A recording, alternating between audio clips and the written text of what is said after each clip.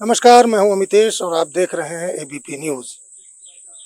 वर्तमान समय का छत्तीसगढ़ प्राचीन समय में दंडकारण्य कहा जाता था, क्योंकि यहाँ पर जब राम वनवास के लिए निकले थे, ऐसा कहा जाता है, तब छत्तीसगढ़ के 75 स्थानों पर उनके ऐसे चिन्ह पाए जाते हैं, ऐसे जगह है 75 जहाँ पर वनवास काल के दौरान राम ने सीता और लक्ष्मण के साथ रात बिताई थी या रुके थे। उनमें से एक स्थान में हम इस वक्त हैं, जिसे हरचौका या सीतामढ़ी भी कहते हैं।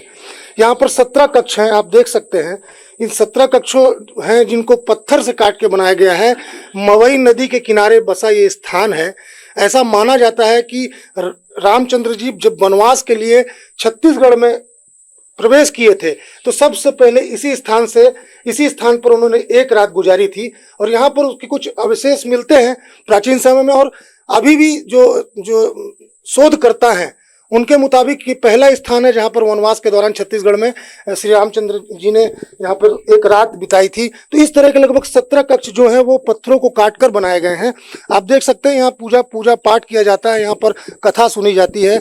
काफ़ी प्रसिद्ध स्थान है, चूँकि आपको बता दूं कि ये छत्तीसगढ़ का आखिरी गाँव है और इसके बाद मध्य प्रदेश का इलाका लग जाता है। मवई नदी के उस पार मध्य प्रदेश का इलाका है। तो छत्तीसगढ़ और मध्य प्रदेश दोनों इलाके के लोगों का श्रद्धा का केंद्र बना हुआ है। चूँकि रामचंद्र जी से जुड़ा यहाँ का इतिहास है, इसलिए और ज़्यादा लोग उत्तर प्रदेश के भी लोग यहाँ पर आते हैं और पूजा अर्चना करते हैं। तो आप और आगे दिखाते हैं, ये जितनी भी आपको गुफाएं दिख रही हैं 17 गुफाएं हैं। इनको काट कर यहाँ पर फिलहाल अभी के समय में यहाँ पर शिवलिंग और देवियों की मूर्तियां हैं। तो यहाँ के इतिहास के बारे में जानते हैं। जी, आपका क्या नाम है? दीप नारायण पांडे है सर मेरा नाम। सीतामढ़ी पुजारी, मेरे पूर्वजों ने आज 4 पीढ़ियों से पूजा करते चले आए हैं सर। तो ये बता रहे हैं सर यहाँ पर कि श्री राम सीता लक्ष्मण एक रात के लिए आए हैं सर। और एक रात में शिव शंकर भगवान जो है तो 12 ज्योतिर्लिंग में निर्माण किए हैं। तो 12 कमरा में शिव शंकर भगवान है। और यहाँ पर कालिका मैया, गौरी मैया, 7 बहनिया को मनाते हुए दंड कांड के लिए सीता मैया यहीं से वनवास काल में प्रवेश द्वार अपना बनाए हैं सर। तो अपने प्रवेश द्वार में कुल 17 कक्ष हैं। इसमें से 17 कक्ष में से रिद्धि सिद्धि लक्ष्मी माँ, काल भैरव भैरवी माँ, अठभुजी माता, इतने अलग अलग देवियां, अलग विष्णु भगवान, ये जो है सिंहवाहिनी माता, शारद माता, ये सब उसी समय विश्वकर्मा भगवान ही बना करके और गए हैं सर। एक रात का इतिहास है इसका। ये सब एक रात का इतिहास है सर। ये 7 बहनियां सर एक ही चीज है। अच्छा, ये 7 गए यहीं पर गौरी माता सीता मैया मनाते हुए, और यहीं से गौरी माता मनाते हुए सीता मैया दंड कांड के लिए 7 बहनियां मनाए हैं सर। यहीं से मनाती हुई और दंड कांड के लिए प्रवेश द्वार बनाए हैं अपना। अच्छा, ये बताइए कि यहाँ कहाँ के लोग आते हैं? यहाँ तो सर बहुत दूर से आते हैं। सीधी, सतना, साडोल बहुत दूर से आते हैं। शक्ति नगर बहुत दूर से यात्री आते हैं। और बहुत बड़ा सब जगह भव्य बनने वाला है सर यहाँ और आगे चल करके। जी सर, अभी ये स्थान जो है वो छत्तीसगढ़ सरकार के नक्शे में भी है। छत्तीसगढ़ सरकार इसको डेवलप कर रही है।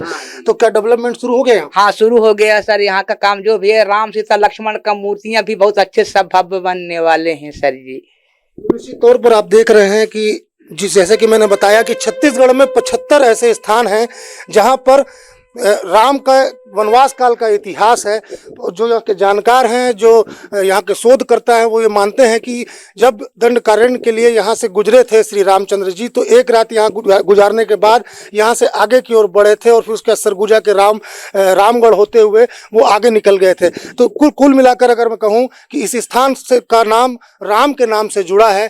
ऐसे में जब यहाँ के लोग इस बात को लेकर खुश हैं कि यहाँ पर अब विकास के कार्य और होने वाले हैं, तो निश्चित तौर पर लोगों की खुशी और बढ़ जाती है। तो आपने देखा सीतामढ़ी हरचौका, जिसे सीता रसोई भी कहा जाता है, उस स्थान का इतिहास यहाँ के पूजा पाठ करने वाले लोगों ने बताया।